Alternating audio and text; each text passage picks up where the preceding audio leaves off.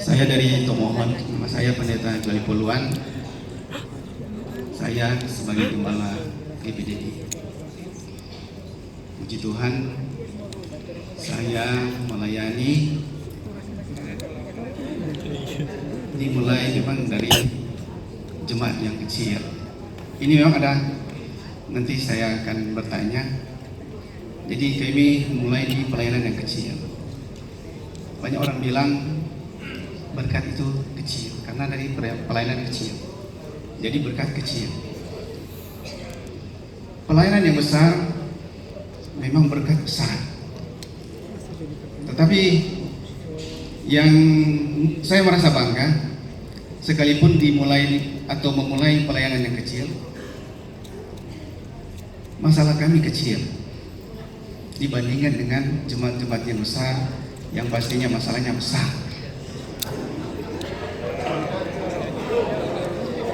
Puji Tuhan. Curhat, Pak. Karena memang di sini apalagi berbicara tentang persepuluhan. Bukan kembali lagi di cerita ini, tidak. Tetapi kembali lagi di persepuluhan. Kami memang melayani dan kami hidup dari persembahan-persembahan jemaat. Di antaranya ada persepuluhan, di mana tidak juga semua jemaat memberikan persepuluhan. Kadang-kadang orang berpikir mengapa mereka jadi besar, mereka katakanlah bisa bermegah. Banyak orang bilang karena perpuluhan. Tetapi kami dari pelayanan yang kecil, kami hanya bisa bersyukur ketika ada jemaat yang memberikan persepuluhan. Karena persepuluhan yang mereka berikan itu tidak membuat kami kaya, tetapi cukuplah untuk kami tetap melayani yang jemaat yang kecil ini. Karena persembahan-persembahan juga jemaat itu bervariasi. Ya rata-rata lah banyak yang di bawah, bukan di atas. Nah di sini, sebab itu ketika tadi tersentil tentang masalah persepuluhan, gembala-gembala banyak gaduh. Termasuk di sini ada pimpinan gereja kami. Mungkin beliau sedang berkeringat.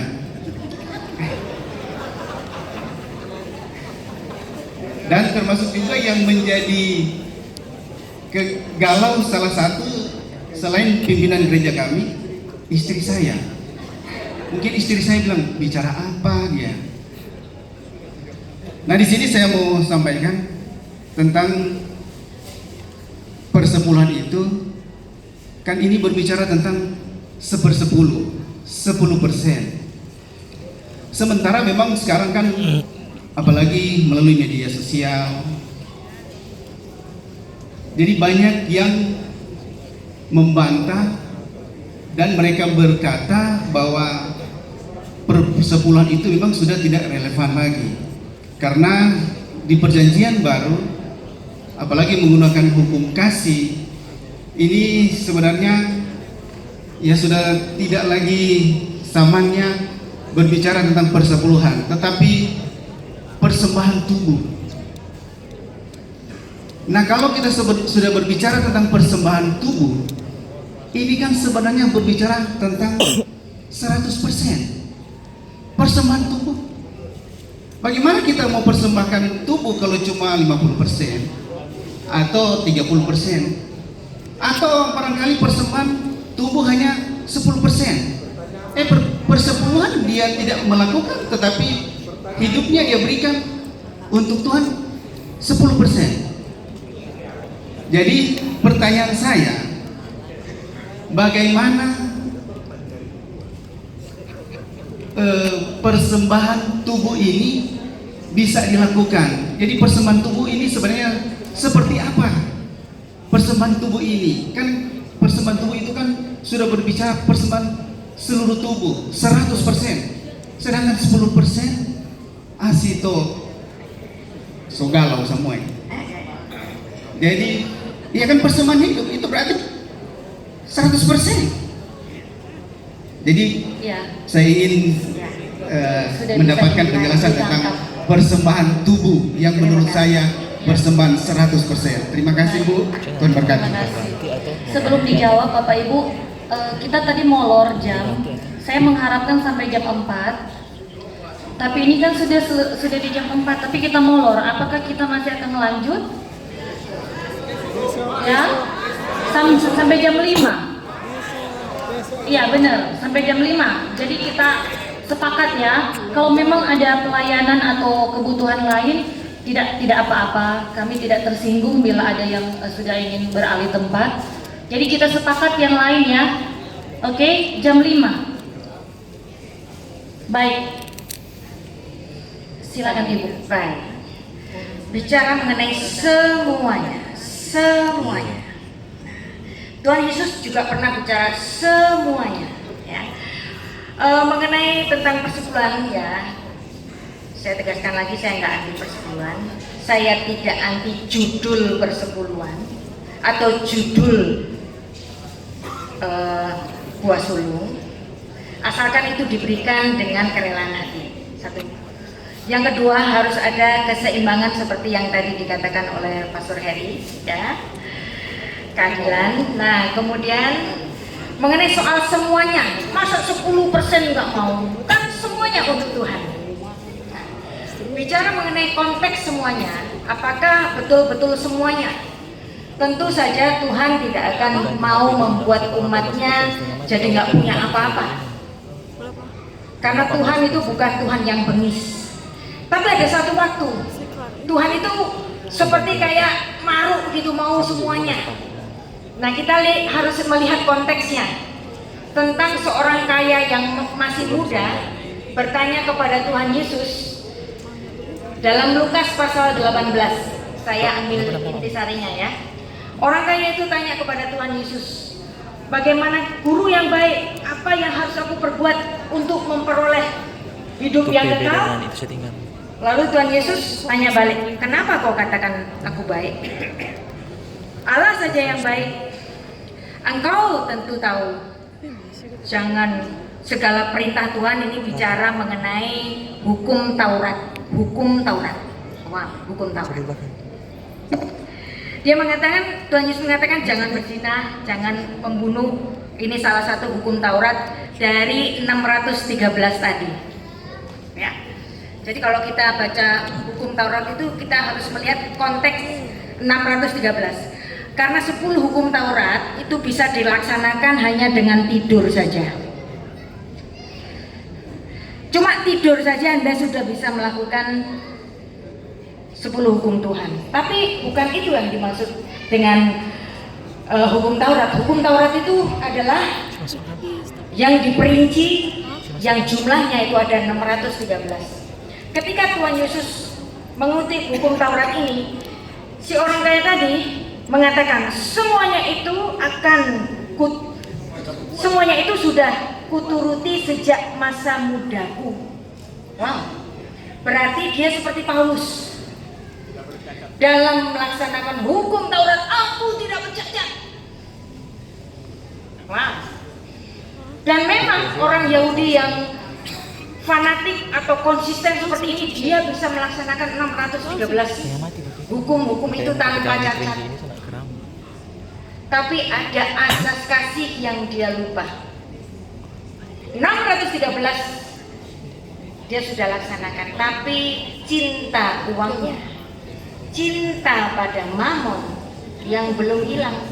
Maka dari perkataan si orang kaya ini, semua sudah aku lakukan. Lalu dibalik oleh Tuhan Yesus, kamu punya harta banyak kan? Semua jual, kasihkan ke orang miskin, bukan untukku loh ya, untuk orang miskin, dan ikutlah aku.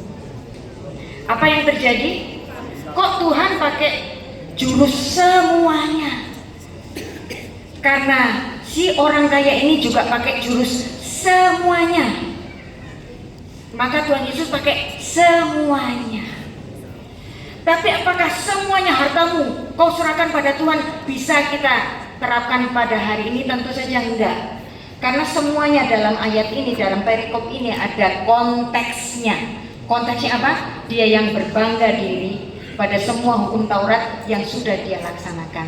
Tapi karena cintanya kepada uang, dia melupakan hukum kasih kepada orang miskin. Nah, maka takaran itu yang Tuhan taruh kepada si orang kaya ini. Nah, kalau saja si orang kaya ini tahu bahwa Yesus Kristus itu adalah Allah yang inkarnasi, yang dia adalah pemilik semesta, kekayaannya berapa sih?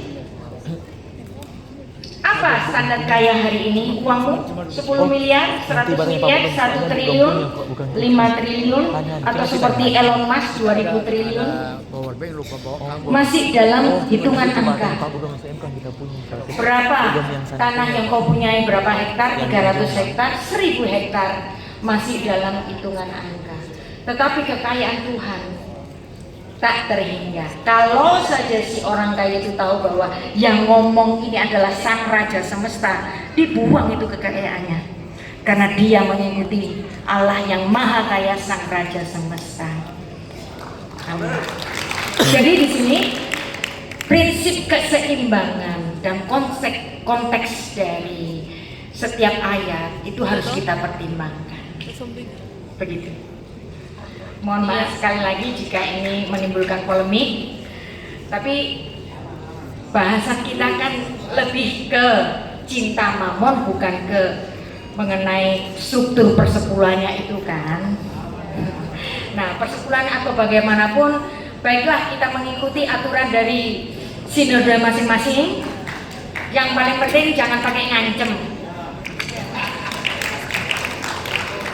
Iya. Sebelumnya menanggapi tadi ada curhat-curhat ya dari Gembala apa tadi, GPDI, ya benar, di sini kan GPDI.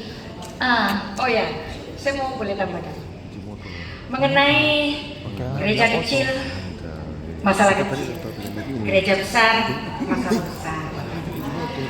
Wow, ini sebenarnya masalah ini sudah dialami oleh para rasul sejak Kisah Para Rasul pasal 6. Sudah ada masalah ini.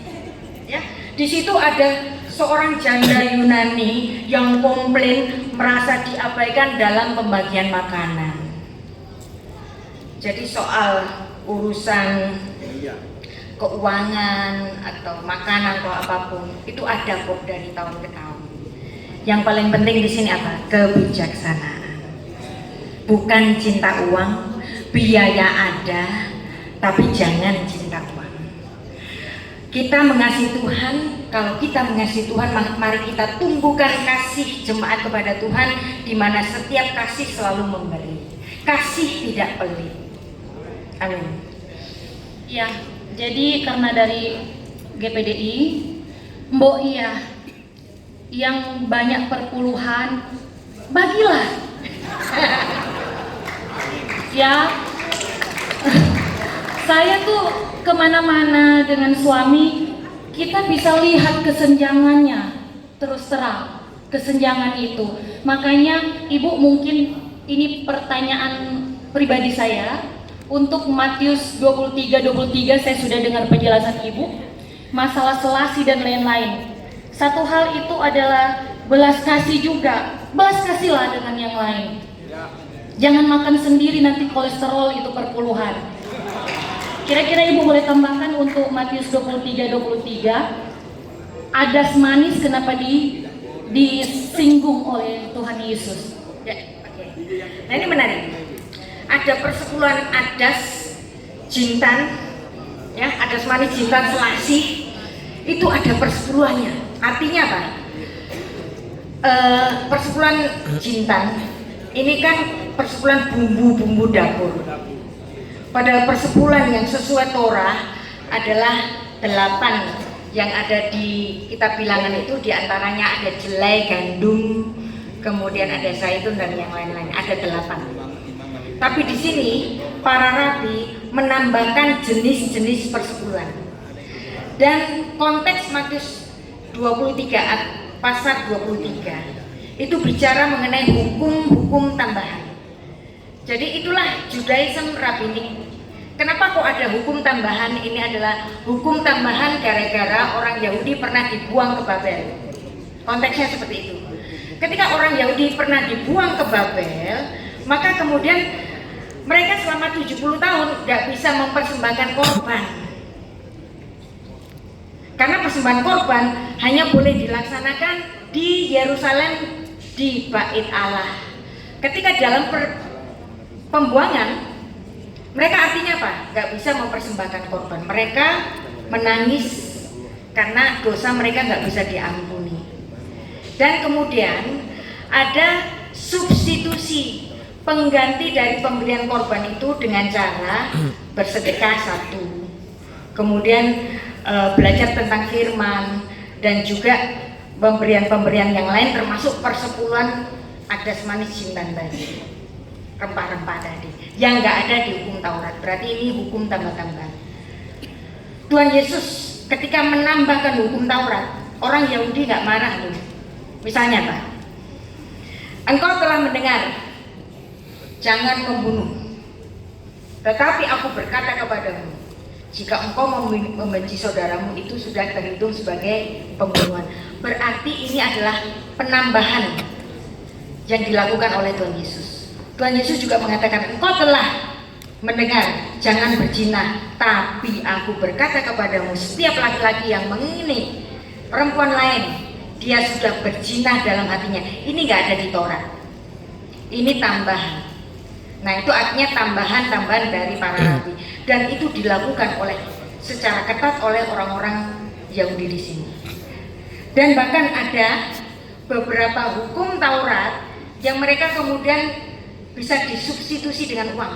Misalnya begini, kamu nggak perlu hormat pada orang tuamu kalau kamu sudah memberikan kompensasi dengan sejumlah uang. Ada aturan seperti itu juga. Maka kemudian Tuhan Yesus mengkritik ini. Jadi konteks Matius 23 ayat 23 adalah konteks kalau hukum rabbinik saja kamu lakukan, tapi kasih tidak kamu lakukan, maka di situ ada ketimpangan hukum. Kamu bisa taat pada satu hukum, tapi kamu tidak mentaati yang lain, yaitu apa? Dengan mengganti penghormatan kepada uang itu, kepada manusia itu dengan sejumlah uang.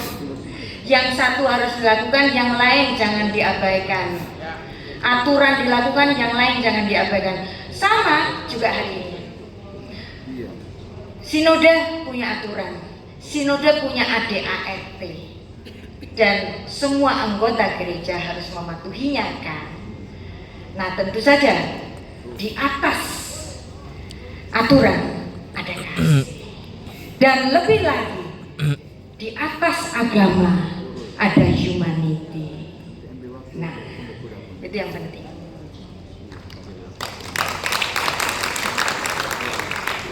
Jadi intinya Bapak Ibu tadi dari Gembala GPDI kan. Jadi kalau dapat perpuluhan berbagi, toh keadilan supaya adil, belas kasih, mengasihi dan setia. Nah, itu dia. Kita sih concernnya di situ. Ada keseimbangan yang Ibu tadi rangkumkan. Ada lagi pertanyaan lain? Ya Bapak.